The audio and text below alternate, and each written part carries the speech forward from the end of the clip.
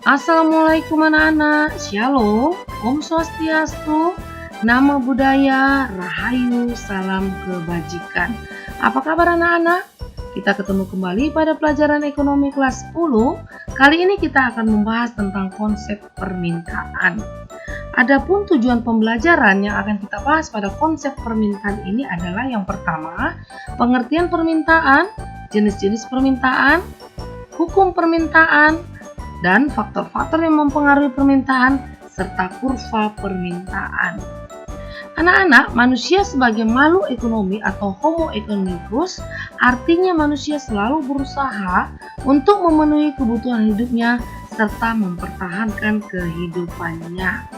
Dan salah satu caranya adalah dengan melakukan transaksi jual beli.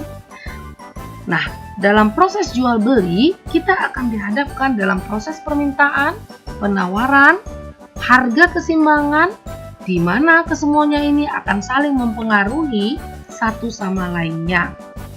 Untuk memahami materi ini, mari kita dengarkan materi berikut ini.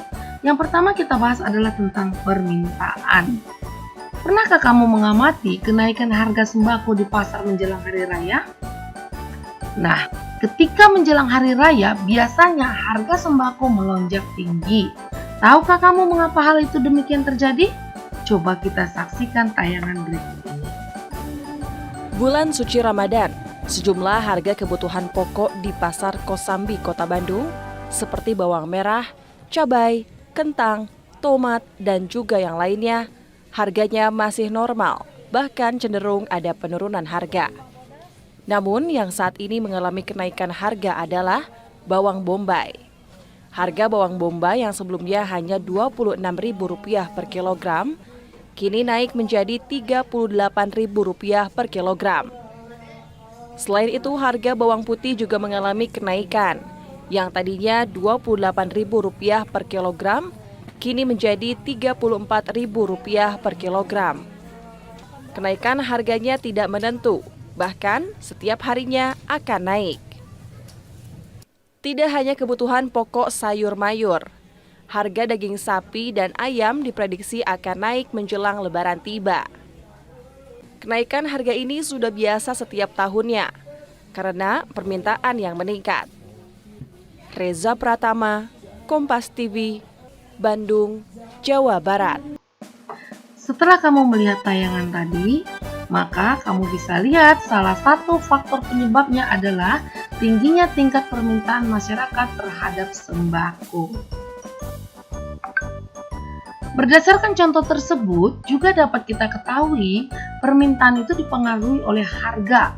Dari ilustrasi tersebut dapat disimpulkan permintaan itu adalah sejumlah barang yang diinginkan dan mampu dibeli oleh konsumen pada tingkat harga dan waktu tertentu di pasar. Sekarang kita lihat jenis-jenis permintaan. Apa saja jenis-jenis permintaan? Yang pertama adalah daya beli konsumen. Daya beli konsumen ini kita lihat lagi pada permintaan efektif, yaitu permintaan yang disertai dengan daya beli dan terjadinya transaksi. Yang kedua, permintaan potensial, yaitu permintaan yang disertai dengan daya beli namun belum terjadi transaksi. Dan yang ketiga adalah permintaan absolut, yaitu permintaan yang tidak disertai dengan daya belinya. Yang kedua adalah berdasarkan jumlah. Berdasarkan jumlah kita lihat yaitu permintaan individu dan permintaan pasar. Nah, berikut ini kita lihat faktor-faktor yang mempengaruhi permintaan itu apa saja. Yang pertama adalah harga barang. Jika harga barang makin tinggi, maka permintaan akan semakin rendah. Sebaliknya, jika harga barang rendah, maka permintaan barang tersebut akan semakin tinggi. Yang berikutnya adalah coba kita lihat yang keempat adalah pendapatan masyarakat. Tingkat pendapatan atau penghasilan masyarakat sangat menentukan tinggi rendahnya permintaan barang dan jasa. Makin tinggi pendapatan seseorang, maka makin besar daya beli yang dimilikinya. Akibatnya, permintaan atas barang dan jasa pun akan meningkat. Sebaliknya, orang yang berpenghasilan rendah, daya belinya pun rendah. Akibatnya, permintaan terhadap barang dan jasa tersebut akan semakin menurun. Kita lihat lagi yang ketiga, yaitu selera masyarakat. tinggi rendahnya selera masyarakat terhadap suatu barang akan berpengaruh terhadap permintaan barang tersebut. Jika selera masyarakat meningkat, maka permintaan pun akan meningkat. Demikian juga sebaliknya. Selera masyarakat biasanya disebut dengan mode. Nah, yang keempat adalah kita lihat kualitas barang. Pada umumnya, orang menghendaki barang yang berkualitas baik. Semakin tinggi kualitas suatu barang, maka permintaan untuk dapat memiliki barang tersebut akan semakin besar. Berikutnya adalah yang kelima, barang substitusi. Barang substitusi atau barang pengganti, misalnya bahan bakar Pertalite lebih murah dari Pertamax, maka orang akan beralih ke Pertalite. Sehingga permintaan akan Pertalite akan bertambah meningkat dan permintaan pun akan Pertamax akan semakin berkurang. Nah, berikutnya yang keenam adalah jumlah penduduk.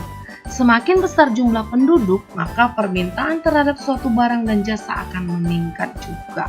Yang terakhir, yang ketujuh adalah ramalan masa depan.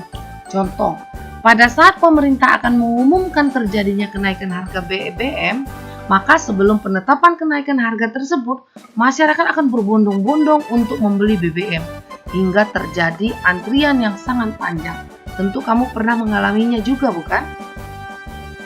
Nah, pokok bahasan kita yang berikutnya adalah hukum permintaan. Hukum permintaan menerangkan bahwa makin rendah harga suatu barang, maka makin banyak jumlah barang yang diminta. Dan sebaliknya, makin tinggi harga barang, maka jumlah barang yang diminta akan semakin berkurang. Berikutnya kita lihat adalah kurva permintaan. Apa itu kurva permintaan? Yaitu hubungan antara harga barang dengan jumlah barang yang diminta pada waktu dan tempat tertentu dapat dilukiskan dalam bentuk grafik yang disebut dengan kurva permintaan. Kita lihat sekarang kurva permintaan. Pada umumnya, kurva permintaan itu bergerak dari kiri atas ke kanan bawah. Kamu lihat pergerakannya tadi, artinya makin rendah harga satu barang, maka makin banyak jumlah barang yang diminta atau sebaliknya. Nah, anak-anak, setelah kamu mendengarkan penjelasan tadi, ada 4 pertanyaan yang kamu bisa kerjakan di rumah ya. Silakan kamu kerjakan di rumah. Dan untuk materi hari ini, Ibu akhiri. Kita sampai ketemu lagi pada materi berikutnya. Assalamualaikum warahmatullahi wabarakatuh. Terima kasih.